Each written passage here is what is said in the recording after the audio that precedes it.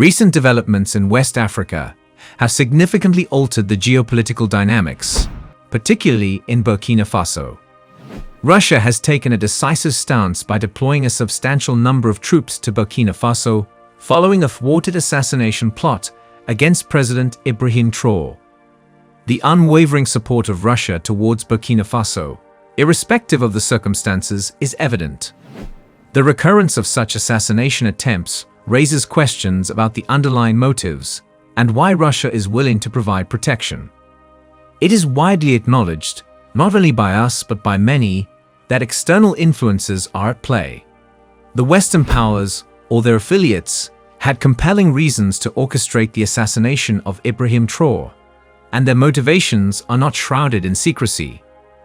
Since rising to power in 2022 amid a popular uprising, Traore has emerged as a symbol of resistance, posing a significant challenge to Western nations accustomed to exploiting Africa as a source of resources and a strategic playing field. This situation transcends the individual leader at its center. It signifies the West's desperate struggle to maintain control over a region that is unequivocally rejecting its influence. When Traore emerged as the emblem of Burkina Faso's new leadership, it marked more than a mere shift in governance. For the Western powers, it signaled the onset of a nightmare. Here was a young, vibrant African leader who openly opposed Western ideologies, swiftly expelling French troops, dismantling Western hegemony, and severing ties with France, Burkina Faso's former colonial master. This bold move alone triggered alarm bells in Paris, Washington, and London. The French, once secure in their neo-colonial dominion, witnessed their sway over West Africa disintegrating. Privy to closed-door discussions, it's evident that the focus was not on diplomatic resolutions, but on permanently eliminating this perceived threat. These deliberations were not mere rhetoric.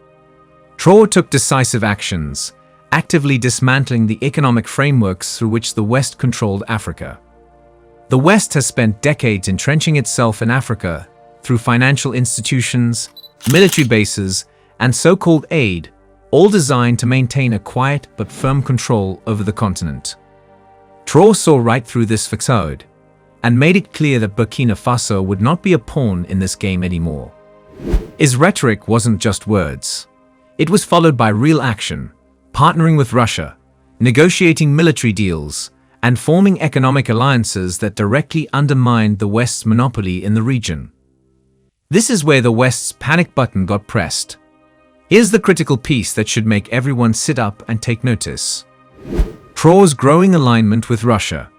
If the West feared anything more than an African leader rejecting their influence, it was an African leader turning to Russia for support. Why?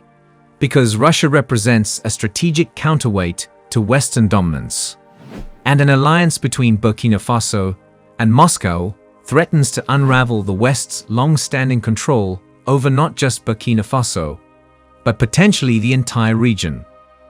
The assassination attempts on Traore came suspiciously close to the signing of key cooperation agreements between Burkina Faso and Russia. These agreements were not just symbolic. They involved military aid, Russian troops and resources coming to assist Burkina Faso in its fight against jihadists, a role that French forces have failed to fulfill. It's no coincidence that this assassination attempt happened after Traore sealed these deals. The West couldn't afford to let Russia deepen its foothold in Africa through leaders like Traore, who openly challenged the West's economic and military dominance. Western media and political leaders may frame this as an internal issue within Burkina Faso, or as part of the chaotic instability that plagues the Sahel region. But don't be fooled. The real issue at play here is the threat Traore's survival poses to Western interests. The assassination was a strategic move, an attempt to reassert control over a region that is rapidly slipping away from Western hands. Ask yourself, why did this assassination attempt take place after Traore strengthened ties with Russia? The West's hand was forced. They couldn't afford to wait any longer. Traore was consolidating power, rallying more African nations behind him, and becoming a symbol of anti-Western resistance. The growing popularity of leaders like Traore is part of a broader shift across Africa. A continent that is starting to wake up to the fact that Western aid is a scam designed to maintain dependence. Leaders like Traore see this and act on it. And that is precisely why he became a target. Apart from this, watch as Western commentators try to distort Traore's motivations, painting him as an extremist or a destabilizing force. They'll say he's leading Burkina Faso into chaos by rejecting French support, but the reality is the exact opposite. Traore's leadership is stabilizing the country by replacing French ineffectiveness with tangible Russian military assistance.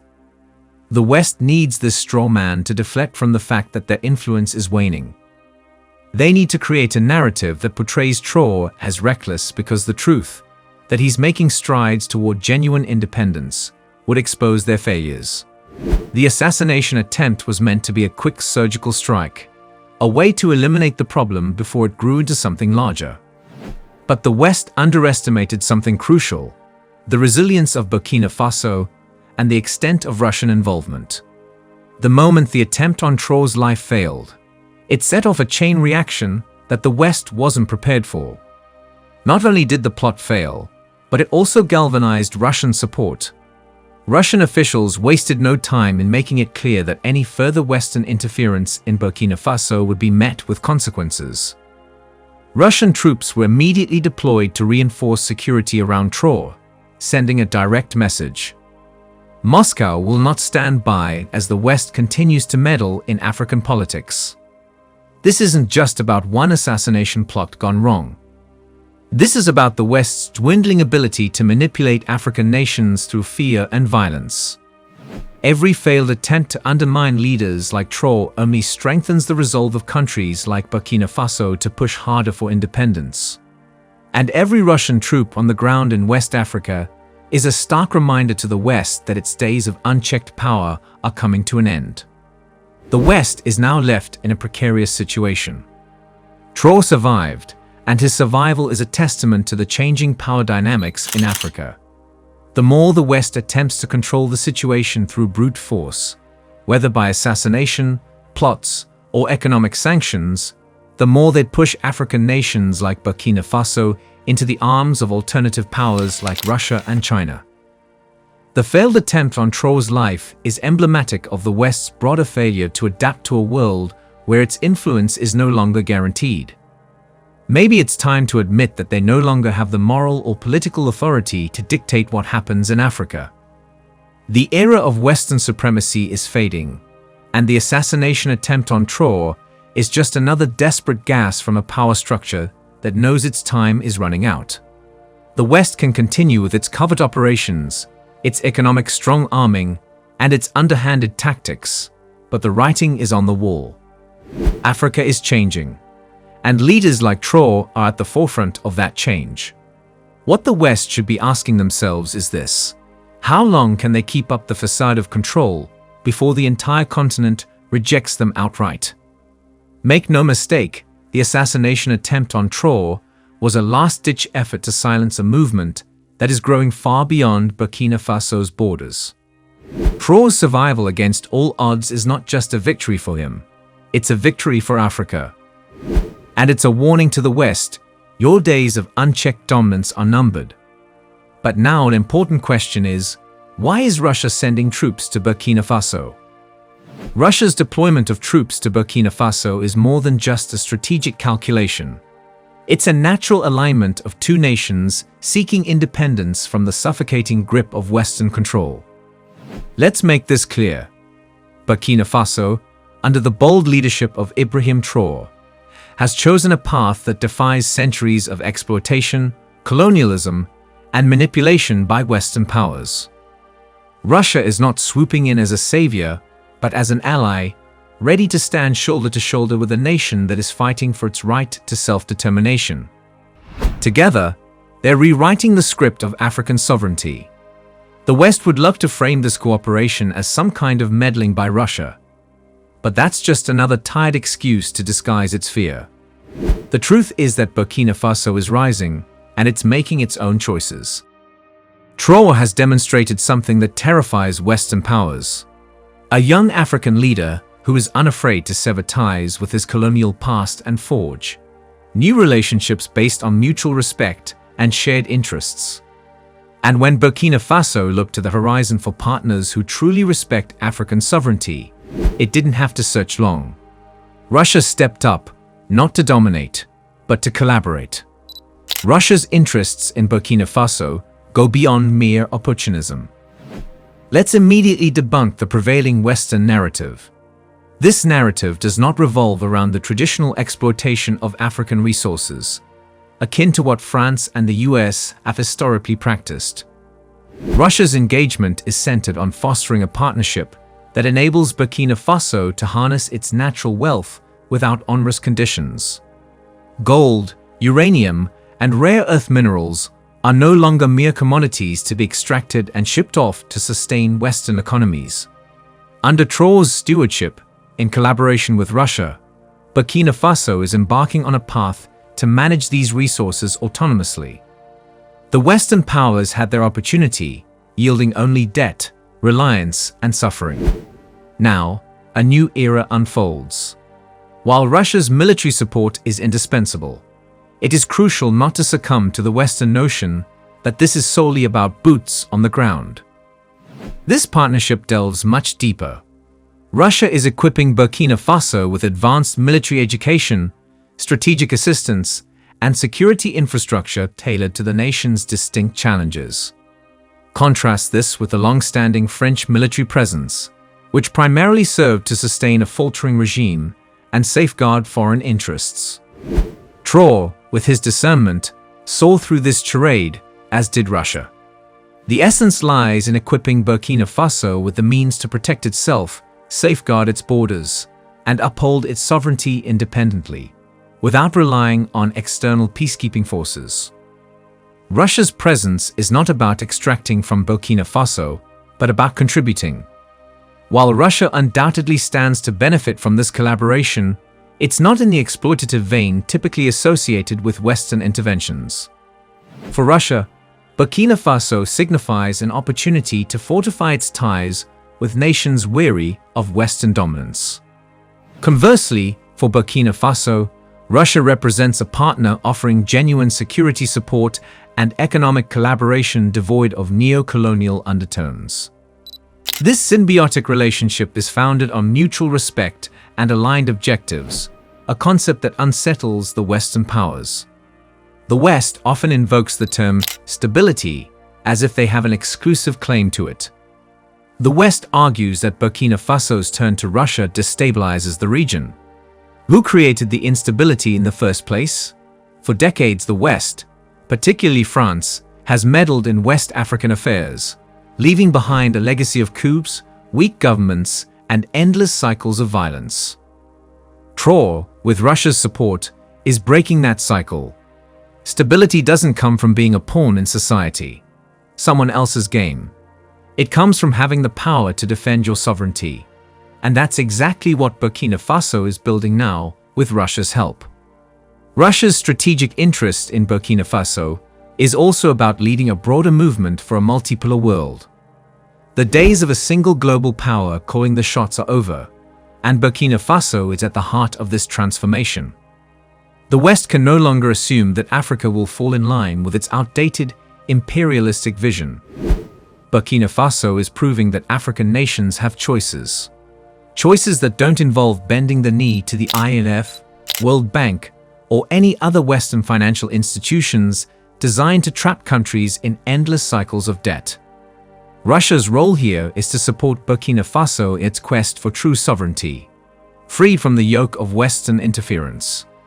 Just look at what Russia has done in other African nations like Mali and the Central African Republic. These countries, much like Burkina Faso, have suffered under the weight of Western manipulation. But with Russian support, they have started to reclaim their agency on the global stage. Burkina Faso sees this, and it's no coincidence that it's following a similar path. Russia isn't dictating terms, it's providing the tools for self-reliance. The West hates this because it exposes their failures, and their inability to truly help African nations stand on their own feet. Russia's involvement in Burkina Faso also sends a message to the rest of Africa. It tells the continent's leaders, you have options. Moscow is offering something that the West never has: genuine support for African sovereignty. Make no mistake, Burkina Faso is embracing this opportunity with both hands. Traore knows that the old ways of dependence on Western powers lead nowhere but stagnation and exploitation.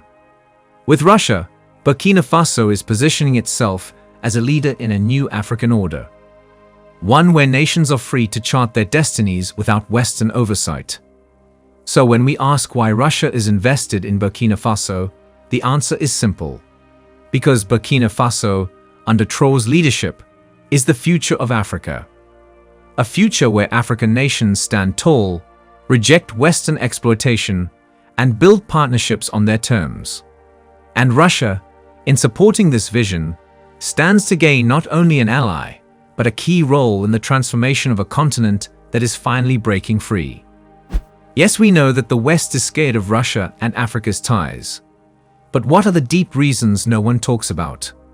The West's frantic response to Russia's growing influence in Burkina Faso and across Africa reveals a fear that goes beyond simple geopolitical maneuvering. It's a realization that their long-standing control over the continent is unraveling faster than they ever expected. For decades, Western powers like France and the United States treated Africa as their private hunting ground, exerting dominance through military bases, economic policies, and political strings pulled from behind closed doors. But now, with Russia stepping in and offering a different kind of partnership, the West's house of cards is falling apart. France especially is reeling from the seismic shifts in its former colonies. Let's face it, France's so-called peacekeeping missions in places like Burkina Faso and Mali were nothing more than a thinly veiled attempt to maintain control over African resources and strategic military outposts. For years, these countries were fed up with the illusion of security that French troops provided. In reality, France's presence only deepened instability and allowed the continued exploitation of Africa's wealth for European benefit. The recent wave of expulsions of French troops from West Africa, spearheaded by leaders like Ibrahim Traore, isn't just a policy change, it's an indictment of decades of French hypocrisy. Russia's arrival merely exposed what was already a festering wound. African nations are done with lies and manipulation, and they're choosing new allies that respect their sovereignty. But it's not just France feeling the pressure. The United States is equally rattled by Russia's increasing role in the region. Washington has long relied on Africa's weak and dependent governments to secure its interests, whether that meant controlling trade routes, accessing strategic resources, or using African soil as a base for military operations disguised as counterinsurgency. For the US, Africa was never about partnership. It was about maintaining a global empire where African nations remained subordinate players. Now, with Russia offering genuine military and economic support, African nations are turning away from Washington's aid packages that come with strings attached and are instead embracing partnerships that allow them to stand on their own feet. What terrifies the West is that Russia is playing by a different set of rules that the West can't easily manipulate. While the West cloaks its interference in the language of development and democracy, Russia is offering straightforward, no-nonsense deals, security assistance, resource partnerships, and military cooperation, all without the usual Western conditionalities. And this is precisely why African nations like Burkina Faso are aligning with Moscow. Russia is treating African nations as equals, while the West continues to view them as tools in their global chess game. The West's loss of influence isn't just about military bases or resource contracts. It's about losing the narrative. For the first time in a long time, African nations have a choice, and they're choosing partners that respect their autonomy. From coups to economic sanctions, Western powers have done everything possible to ensure that Africa remains divided, weak, and dependent. But Russia is offering an alternative that frightens the West precisely because it threatens this long-standing system of control. By providing military and economic aid without the web of exploitation that the West has spun for decades, Russia is showing African nations that there's another way. A way that doesn't involve perpetual subjugation to foreign interests. Let's not forget who the real meddler is here. The West, for centuries, has drawn Africa's borders, orchestrated its coups, and siphoned off its wealth, all while pretending to be a benevolent force. Russia's engagement in Burkina Faso and across Africa highlights the hypocrisy of this narrative. When African nations choose their allies freely, without coercion or financial shackles, the West panics. Why? Because it exposes the fact that the so-called stability they've brought to the continent was never real. It was a smokescreen for control. The West has never cared about Africa's true independence, only about its ability to extract resources and maintain geopolitical dominance. France's panic and the US's alarm. It's all rooted in the realization that their days of dictating terms to Africa are coming to an end. Russia's growing presence is accelerating that process, and the West simply can't stand it. Western media has been quick to demonize Russia, portraying Moscow as an aggressor in Africa. But let's be real, the only aggression here is the West's reaction to losing control. Russia's partnerships with African nations, including Burkina Faso, are built on mutual benefit, not exploitation. These nations have shifted their focus away from being dictated to on matters concerning their economies, armed forces, and destinies. They are turning to Russia for security, economic collaboration, and above all, respect. This is precisely what the West struggles to provide. Granting respect necessitates relinquishing control, a concession the West has been reluctant to make. The Western narrative is feeble at best. They assert that Russia's presence aims to sow chaos and destabilize Africa. Yet, let's examine the reality. The West, especially France and the US, have been instrumental in fostering unrest in Africa. Their purported aid initiatives have burdened economies with debt, their military interventions have perpetuated violence, and their political interference has sown division and fragility in nations. Russia's involvement in Burkina Faso presents an avenue out of this turmoil, a pathway toward genuine sovereignty and self-sufficiency. These are opportunities the West has perennially withheld from the continent. Could Russia's engagement in Burkina Faso herald a new epoch of African autonomy and self-determination? Throughout history, Africa's pursuit of authentic sovereignty has been obscured by foreign domination, cloaked in various guises such as colonialism, globalization, development aid, and structural adjustment programs. These mechanisms were merely diverse tethers employed to bind African nations to the agendas of Western powers. However, a shift is underway with Russia's engagement in Burkina Faso, heralding the emergence of a longed-for aspiration, genuine self-determination. Following the thwarted assassination of Ibrahim Traore and the swift military response from Russia, a profound statement was made. It was not just about safeguarding one leader. It signaled the twilight of African nations serving as pawns in Western geopolitical maneuvers. Russia's involvement in Burkina Faso is no longer a subplot. It signifies the genesis of a new narrative in Africa's annals, one where nations like Burkina Faso can assert their sovereignty as non-negotiable. Africa is now forging partnerships on its own terms, with Russia playing a pivotal role in this transformative journey.